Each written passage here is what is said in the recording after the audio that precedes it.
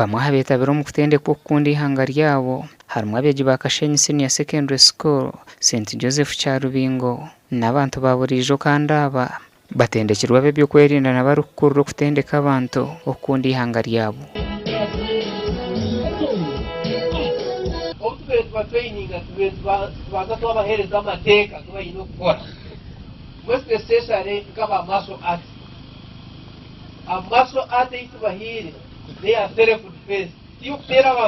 Abahona bashomesibwe martial arts, music, patriotism, ideology, mindset change n'ebindi bingi.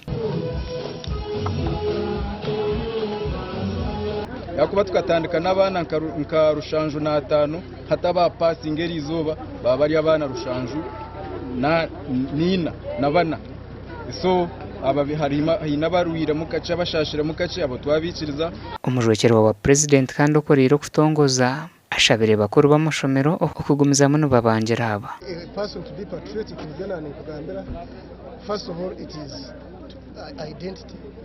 Kwemanya n'inyoha yo munya Uganda. I have to love my country. You can't have your country when you don't have yourself and your school. This training spreads in the rest of the other schools. He has been reporting to me that he has 20 schools.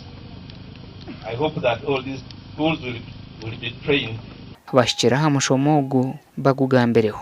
Tayegamu kurwana tutaleba tuba kutera nenja tayegamu abantu kutuhabura eby'obuhangwa.